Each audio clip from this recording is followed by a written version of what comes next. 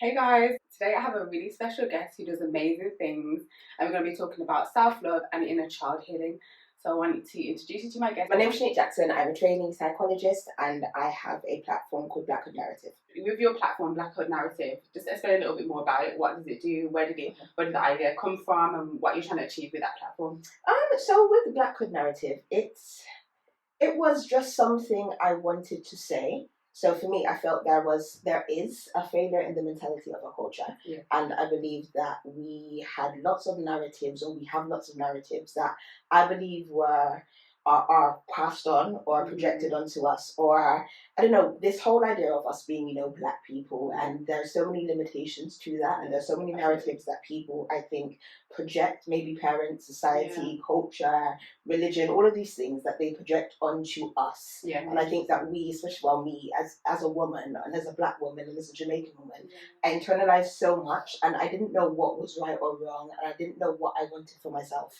So I think for me, I created BlackHoodNarrative because I wanted a platform to express these thoughts and feelings for myself, to define it for myself, to speak for myself, to identify for myself. So that's why I created it. I love that, and I think that's amazing. And I think you speaking about narratives that are in place, I think it's a good place to start, because obviously we're talking about self-love and healing, and I think that when it comes to creating that self-love and healing, we have to heal narratives that sometimes we experience as a child, or we were told, and we're having to unlearn these things. So what would you say were narratives that you had to unlearn, or were placed onto you to create more self-love and healing in your life?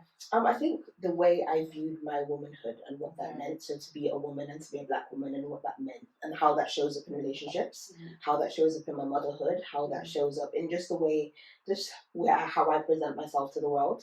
And I think it was defining what I like, what I want, what values align, how I want to raise my child, or how I want to show up in relationships, or what I will settle with, or put up with, and just redefining all of these things for myself. Yeah. Okay. Yeah.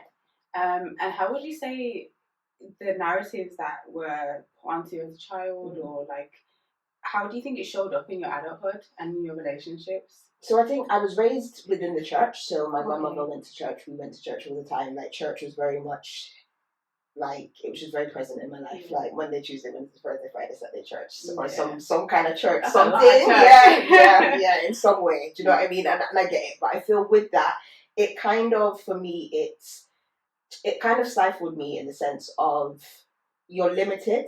Does that make sense? And there's a lot of things you're not allowed to question or ask about or even inquire about. And for me, I'm very inquisitive. I want to know enough things, why, how, when. And I find that within that certain space, it was very restricted. So, there's only so much you can say, or maybe, even, women aren't even supposed to speak. Do you know what I mean? And it's like, I felt that it was very stifling. And I feel that that's another reason why I created the platform, to have that conversation, to be brave enough to say, well, actually, this doesn't really feel right, or, it doesn't make me comfortable. Like, do you know what I mean? So, yeah.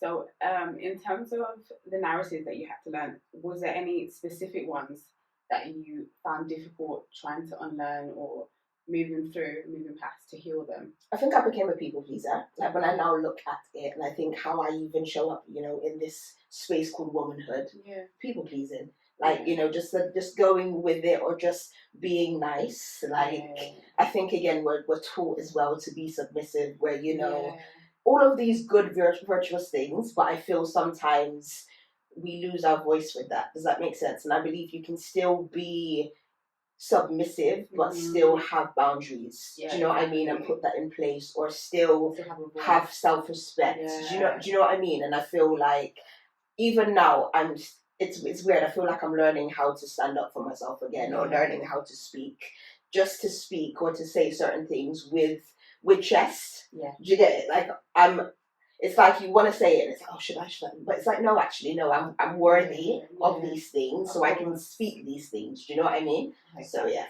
How was you able to put boundaries into place? What did that look like for you? And what was that experience like? Because one thing I do know is that whilst we can say, like, put boundaries into place, and it's good, and it's amazing, but it's not always easy to do that, especially when you're a people pleaser. Like, it's hard for you to say it, because it makes you feel internally uncomfortable.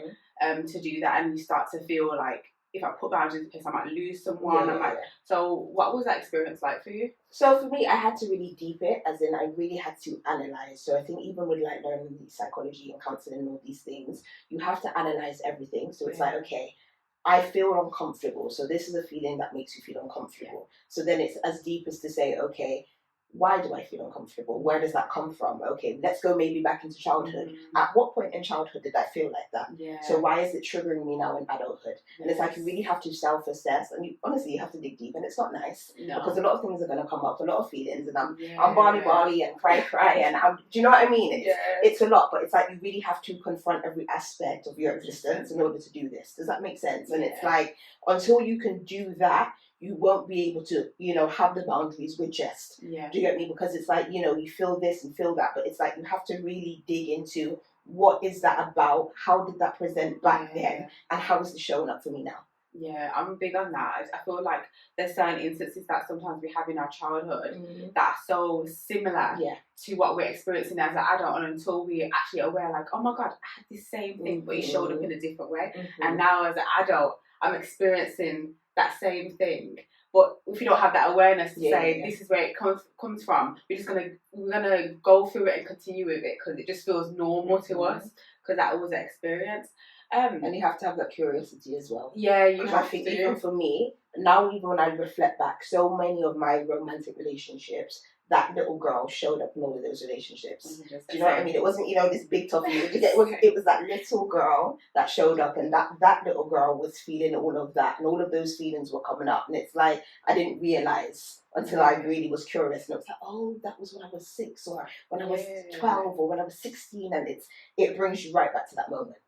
Yeah, no, I've done the same through my healing journey. I had to kind of you start connecting the dots. Honestly. You're like, oh, I see why I attracted this person. And you see the patterns, and it's scary. It is. Okay. And it's until you break the cycle, then you're like, okay, like now I can kind of get myself out. But it's starting with that awareness, which I think it's amazing. I think it's difficult to do it because it's unsettling, to be honest. And I think that when you have to start breaking those patterns that you've got yourself into, it takes that accountability. So you can say like it came from this, but it's like, what am I going to do to try to unbreak these things? Or do I even want to break it? Or exactly. Do you get me? Like, because you have to be real. Like, do I want to break it in this moment? Yeah, exactly. Because even with this whole healing journey, you have to understand there are so many feelings and emotions that come up, but it's like life still has to go on. So it's like, okay, this is come up for me, but I have to be a mom because I have to go and get him from school. And this has come up to me, but I have to be a student, and I have it's a lot. And we also exactly, and then we also want to have coping methods. To deal with healthy ones. And not go back into the cycle. Exactly. But then sometimes it's the unhealthy coping methods that feel more comfortable. So on the topic of finding ways and methods to kind of heal and kind of work through some of your struggles and things that some of the narratives that you're trying to unlearn, what ways would you say have worked for you? I think for me, writing has always been my outlet in some way. It has been some kind of, it's just a release, a healthy coping mechanism. It could be something as simple as just bullet points, how you feel throughout the day. So if it's 1 word or 2 words or even a sentence, it could be something so small that you can start off with, but it's just a way to find expression, to just release it and give it somewhere to go. Safe from judgment, free from criticisms, just a safe space for you to express yourself in whatever way you choose.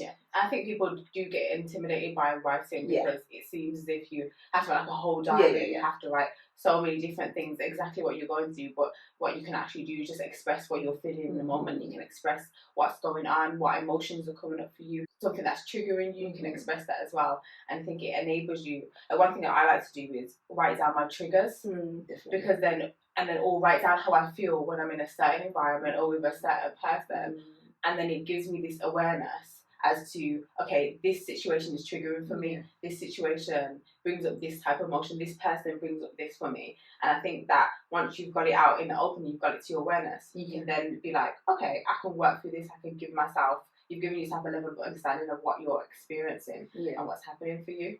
Definitely. Would you say that at one point, have you had, or if you still have, like a wounded inner child? Yeah, definitely. So my story is that my mom has been missing for, say, 22 years now, plus maybe.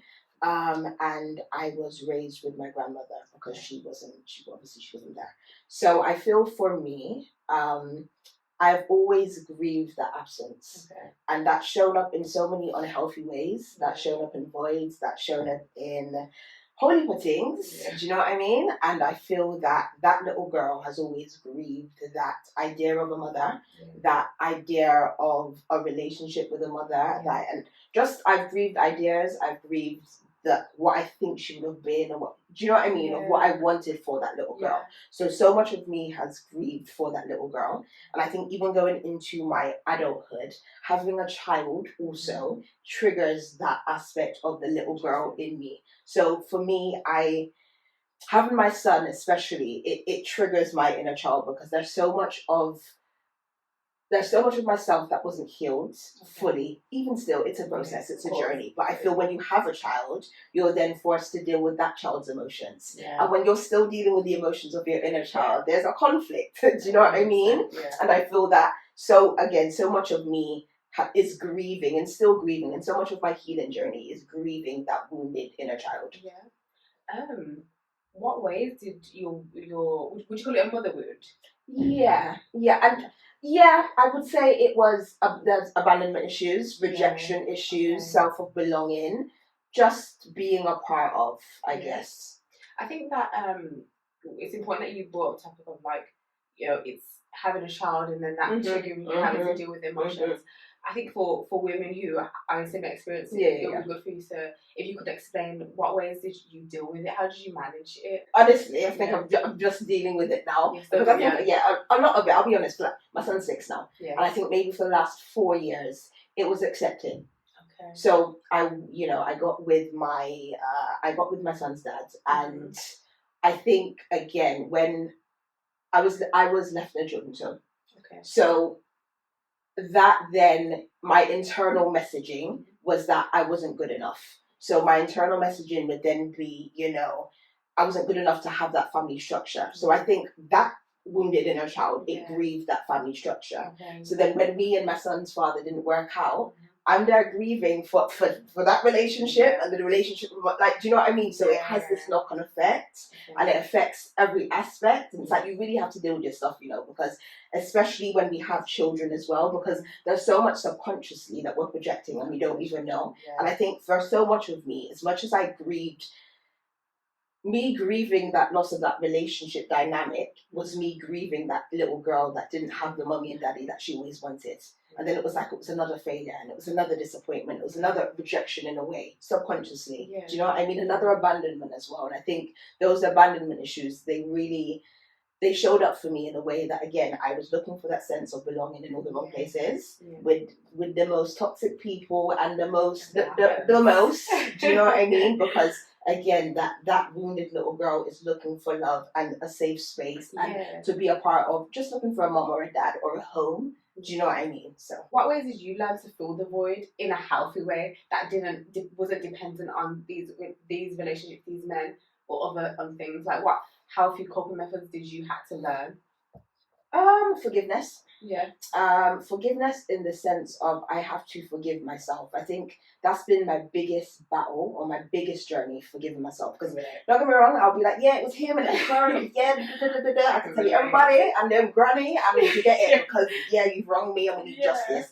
But it's like, I had to forgive myself, and it's hard. Even now, I'll be honest, like, I'm not there yet. That's been the biggest journey. But you see, when you can forgive, you can accept. And when you can accept, you can love, and these things, it flows because there's peace. So I'm not searching for this because I have peace, and I'm at peace with myself. I'm not trying to itch up over there with a man that don't want me, because I have peace and I'm secure within myself. But once you have to forgive yourself, honestly, and you have to then forgive everybody else in the process. So, you have to forgive maybe mommy and daddy and all of the people that probably didn't know better. And I feel, again, that wounded child was angry at, they were the adults, and they should know. And what you mean, because it's the kids that always suffer. And don't get me wrong, it's true. Do you know what I mean? But then as big people now, and, as mothers to children now, we have to then take that responsibility to be like, well, actually, knowing everything that I know, as much as it is harder, because, again, that's been my biggest battle, half of this stuff wasn't my stuff to carry. Do you get it? all of these people, whoops, I didn't ask to be here. But it's like, now that we know this information, what do we do with that? Yeah. Do you get it? Because we've seen the damage it's caused and the years of, healing and counselling and all of these things that we have to go through. But now that we know, what do we do with that? So for me, when it comes to healing, I feel like sometimes there's like turning points. You know when they say that you have to get to like rock bottom, or you have to get sick of your own shit. Like you have to get over, like you're pissed off at yourself at this point. Like you're over it.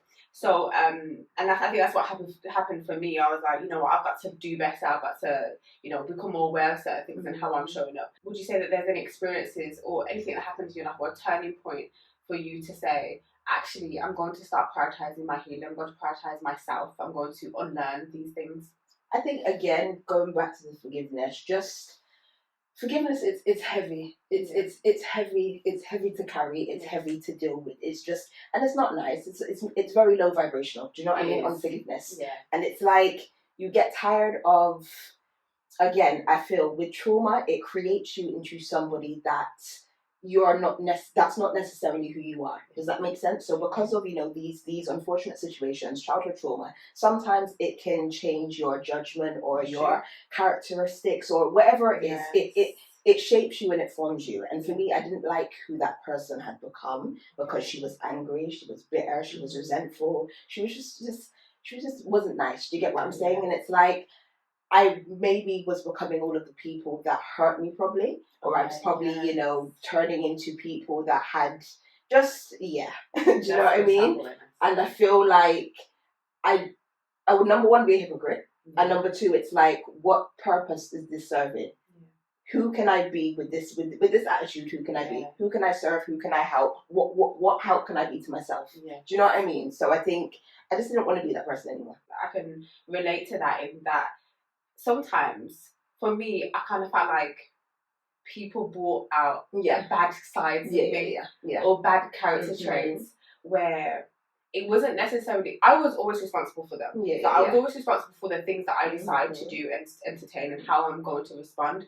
But I feel like, because like you said, that point of your trauma can bring out things that are not necessarily who you are, who you want to be. And I also found that I was very angry and aggressive and just unkind in certain ways. And then I just ended up feeling like, I don't even like who this person is. I don't like myself. I don't like how I'm showing up. But then I realised that it was through the negative relationships, the trauma bonds, the unhealthy relationships, the unhealthy friendships, and just unhealthy environments is what was bringing out this negativity. But it was the trauma. It's like the negativity feeds, some of the trauma that you've experienced, and then it now brings out negative sides of you.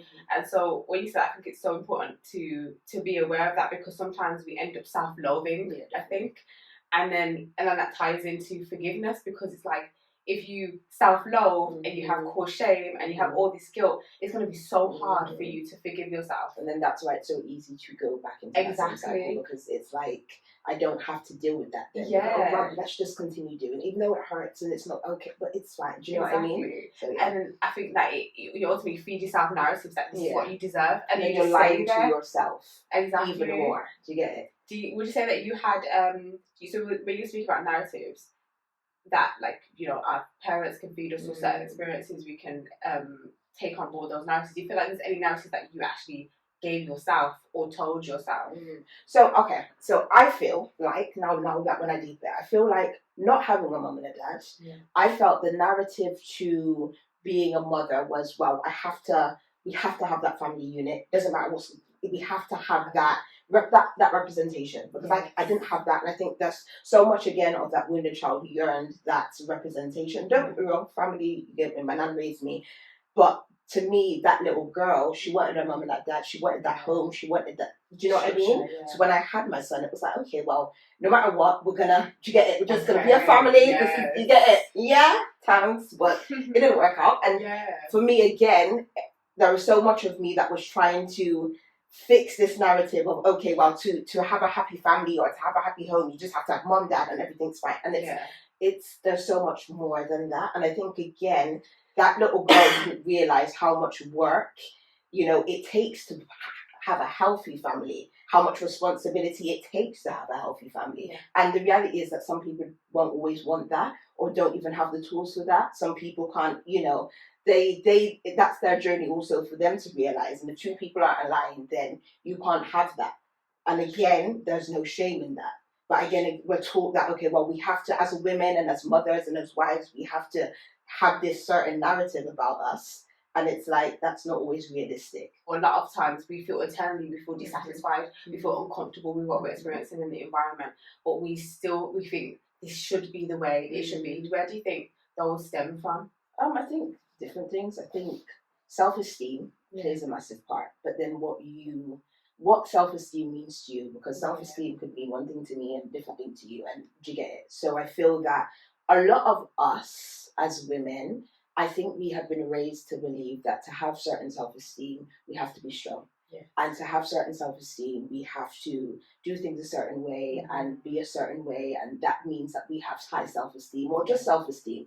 But I feel then, again, it's this toxic messaging, because it's like, to be strong, okay, I have high self-esteem because I'm strong. So because I'm strong, I'm going to take the bun, I'm going to take the beating, I'm going to take the disrespect, I'm going to take the outside picnic, I'm going to take all of that. And it's like, that's not how it's high self-esteem. Yes. But then I feel sometimes, again, when we're in these toxic places and spaces, I feel that we can become very complacent in the fact that it's heavy, it's a lot to carry. When we're tired, and when we're carrying something, we're tired. Yes. And if we're tired, we're not going to make right judgments. So I think sometimes when we stay in these spaces, it can influence our judgment. Do you know what I mean? And but then again, we have to go back to childhood, and where did that come from? So did mummy stay, and did we see that's what strength looks like? Or did mummy not stay, and is that what then, okay, daddy didn't stay, mummy didn't stay, whoever didn't stay. Do you know what I mean? Where we have to then assess where that came from, and why we feel that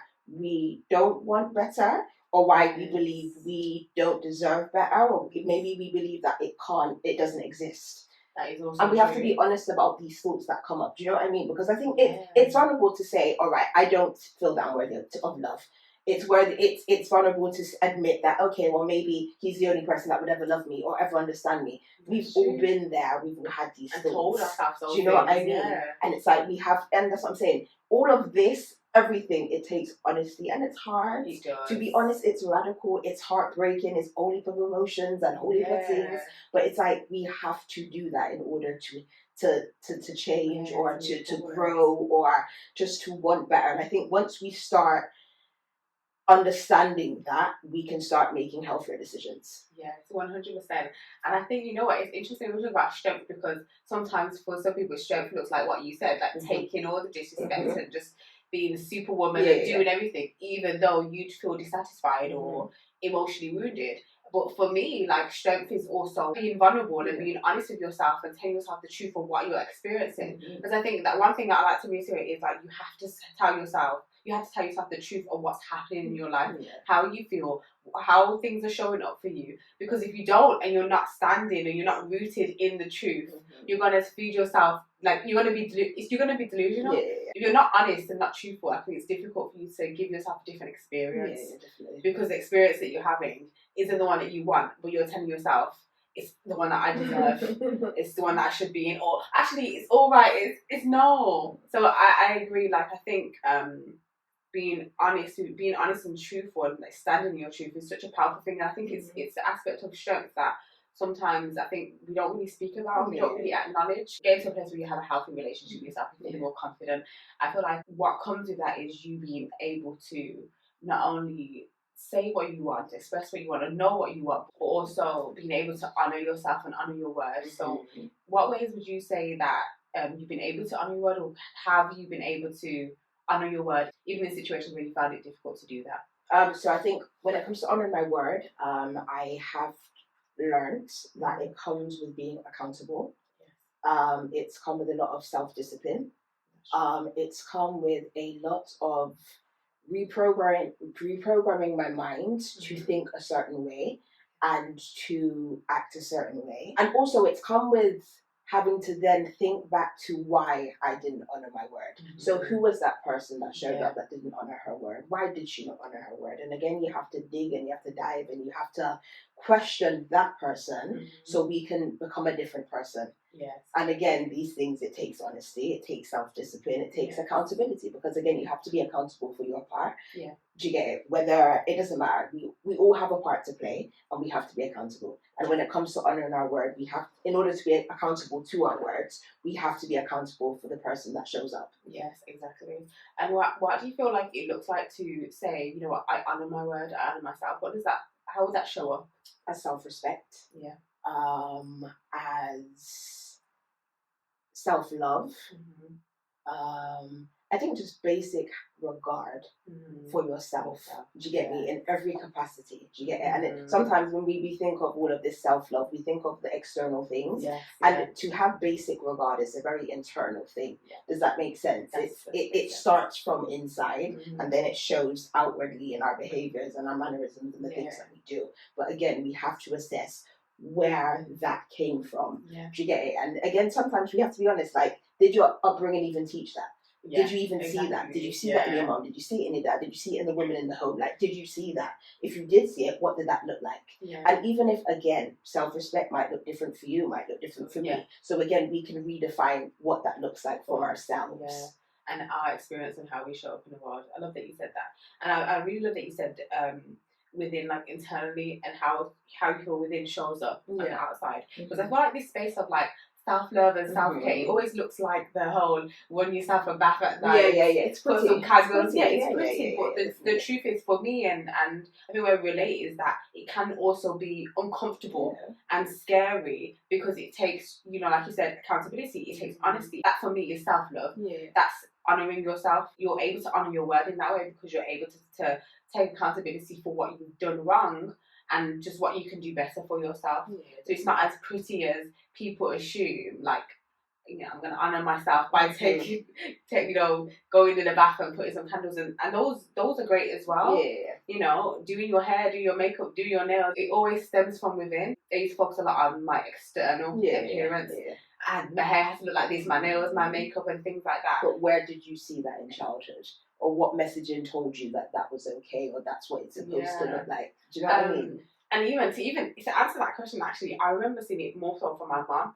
I think my mum used to focus a lot on her outwardly appearance, or buying this or buying that, buying something that would give her immediate gratification, in that moment.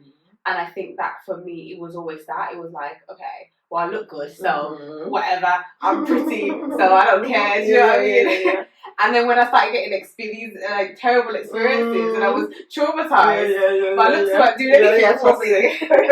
Having my nails, my head, done nothing to how I felt, because I would go back home and I'm overwhelmed, I'm stressed out, I'm feeling internally dissatisfied. That feeling of dissatisfaction was so deep rooted, and I feel like that is it. Like, loving yourself, or learning to love yourself at least, is you being able to dig deep and start within. So then it just show up so then it just show up externally. So then you have the energy to actually go out there and do things that will make you feel good on a physical level. So I agree. And we spoke about writing. Is there any other, like, things that you do which is a form of self-care and self-love for you? Probably taking time out of my day just to check in with myself.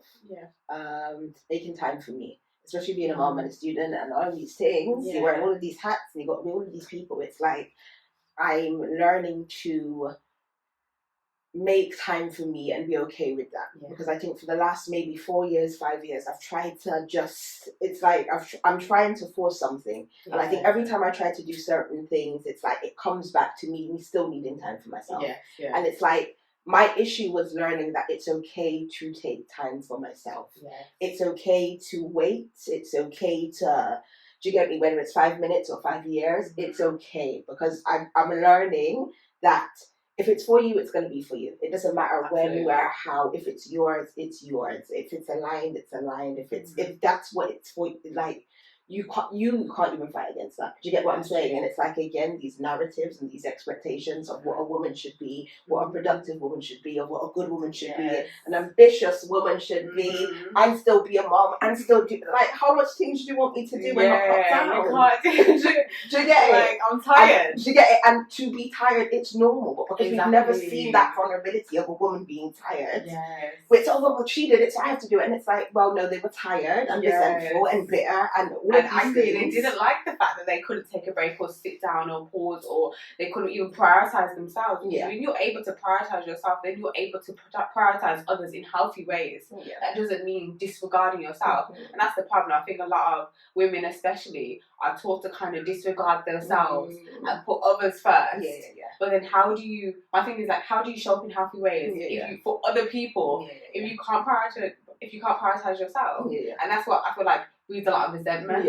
A lot of then that's when we have these silent, like, feelings towards someone. We're just looking at them like, oh, I wish she was doing more. And that's why the mothers are resentful of the daughters and the fathers are resentful for the sons. And for me, that's I don't want that for my child. Do you get what I'm saying? And it's like, to be a mother is hard. Do you get it? And I feel like when you get pregnant, do you get it? It's oh my gosh, boy or girl, and oh my gosh, but it's like, it's real. Like, it's real. You can't go back. You can't, this is very real in this moment. And it's like, we have to be so mindful. And it's like, for me, I want to be happy. I want my son to be able to say, you know what, mommy was happy. Mommy laughed. Mommy joked about. Mommy didn't take herself serious. Does that make sense? And it's like, again, I'm creating his childhood.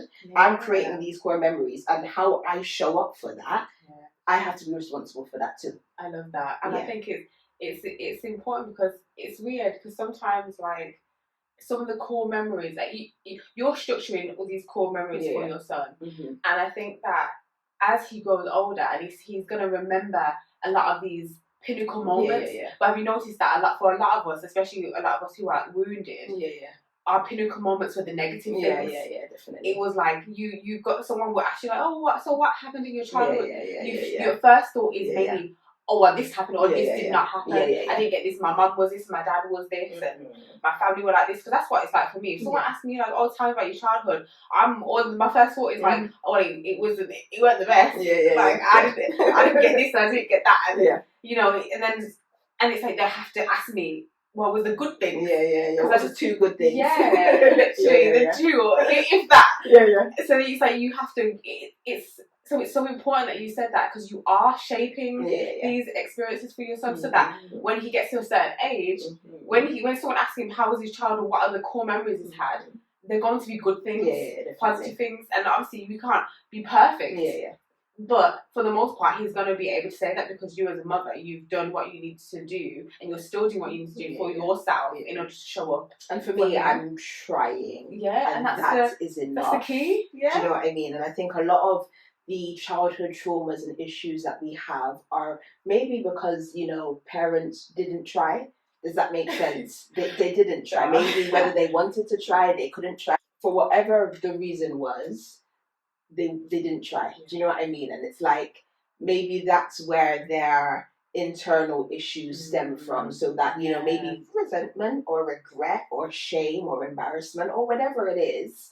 Do you know what I mean? That's probably why we have so many issues. But if I can say that I've tried to the best of my abilities, do you get it? I'm okay with that. Does that make sense? Exactly. I'm good. I can sleep at night. Do you get it? Exactly. I've tried, and that's okay. Do you get it? Yeah, I get it. And I think that's so important, because I think the problem is that a lot of people don't try. It could be out of fear. It could have.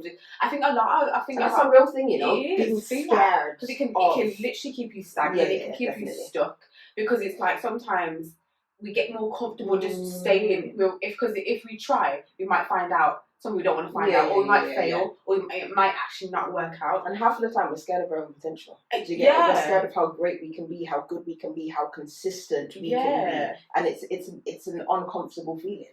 So then we don't start, and then we don't try, and then we live with the resentment. We live with the resentment. We live with the regret, and we also live with that shame of like not doing enough and not being enough. But I feel like if you try, then that's enough. Because I think also when you start trying, you actually realise how much you can do and how much you thought you couldn't do, but you actually can do. And every day it becomes a routine, and it becomes, then it becomes a lifestyle. Exactly. But it's always that starting point. It's always being able to say that they try. And I feel like everyone who's gotten to a point of like they have a healthier relationship with themselves, they had to start from somewhere. They had to start from just trying and doing that uncomfortable thing, and then it just gets easier. But I think a lot of people get into that fearful place. What would you say is one of the reasons why some people find it difficult to move past their fear to the point where they actually don't try?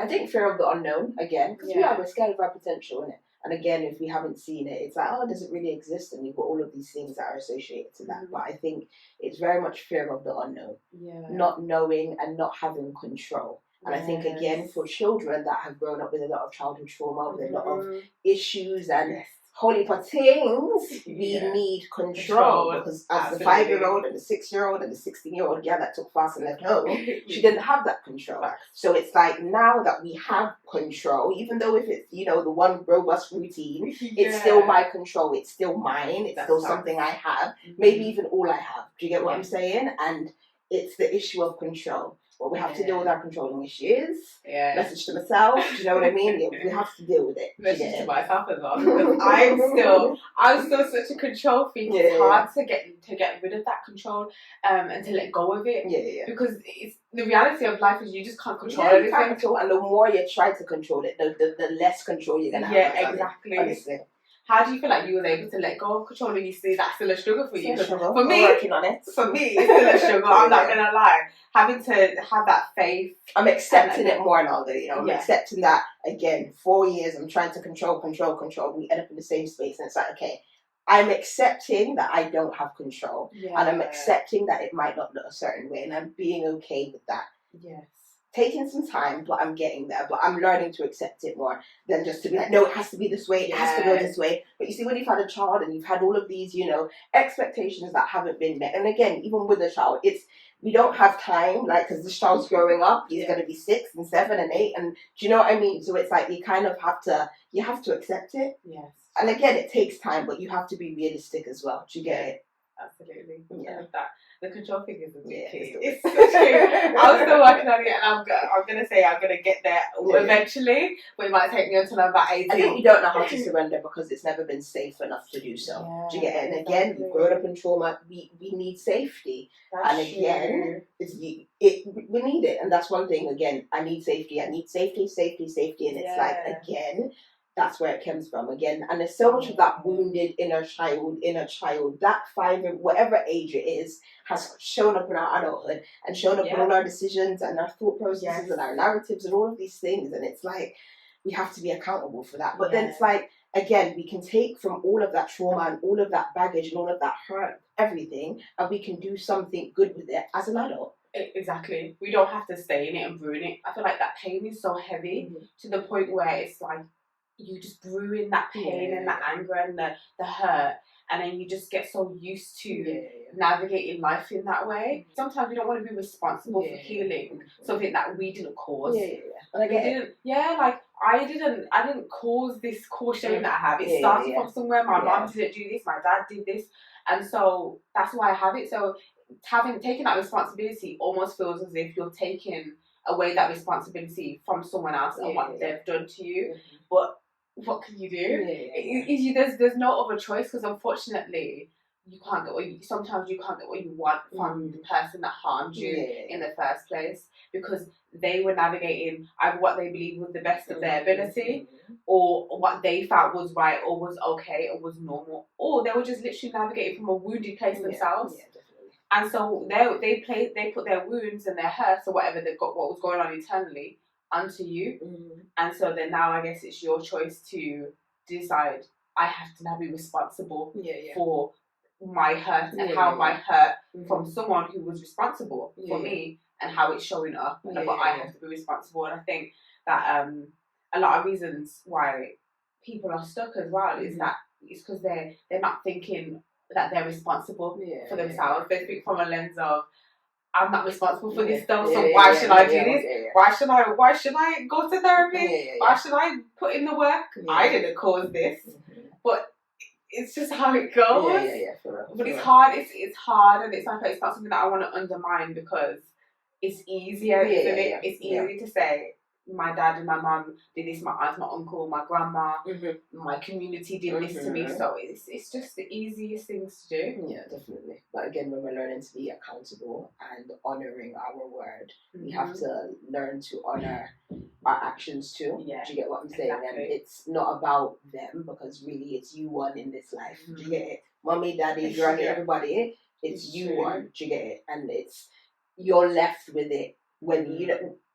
You go to bed at night, it's you one. Do you get what I'm saying? When you're looking in the mirror, it's you one. So you have to be responsible for that person and for how that person shows up. So in honouring my word, I am learning that I am worthy, that I'm enough, and that I'm loved, regardless of whoever can love me or can't love me, or I'm enough. Do you get it?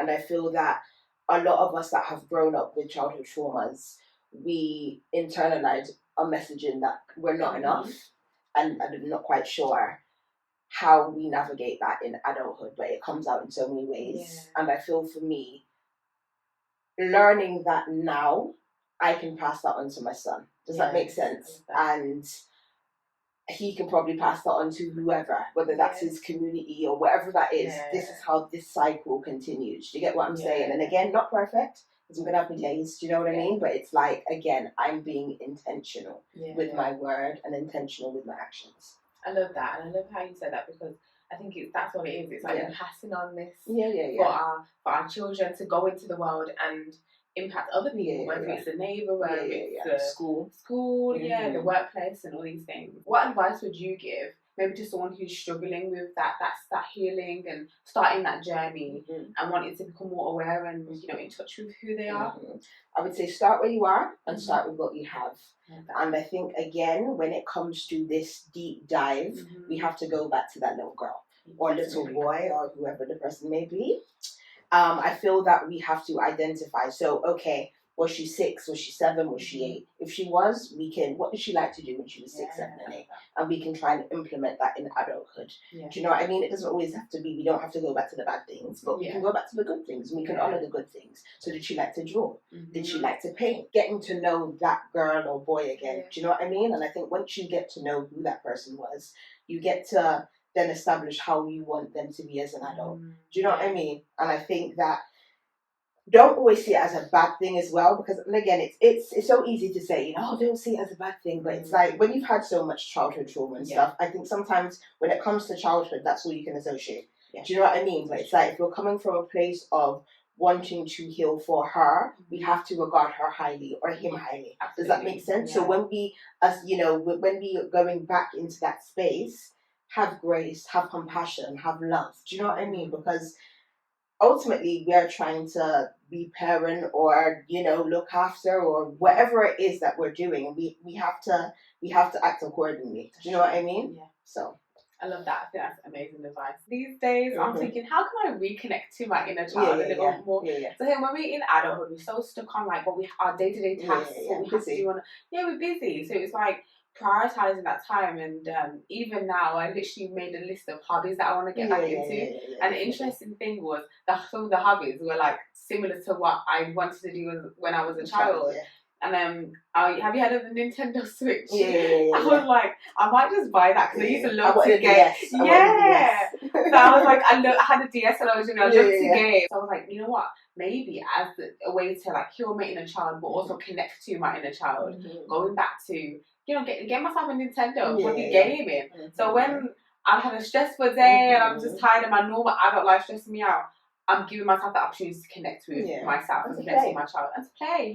Like sometimes it's like, I feel like inner child healing is that childlike joy sometimes, because when a child is experiencing a healthy experience as a child and they're not dealing with all the pressures of adults that are emotionally immature or wounded, there's this joy that they have, this experience of like they can do anything. They're free to just navigate and be adventurous and do things that honor who they are in that moment, in that experience. And I feel like as adults, we sometimes don't do that, Mm-hmm. and that might be what's kind of might be impacting our ability to kind of experience that joy, because we're not allowing ourselves to be free and to connect with ourselves. So I love that you said that, and I'm taking that advice because I think that's confirmation for me to go control one as well. Yeah, that too. We're gonna work on that. But yeah, I love this conversation. It was so good. I enjoyed it. Needed. It definitely was. I think that I learned. That's why I think like learning. Things. We learn so much from different people and stories, and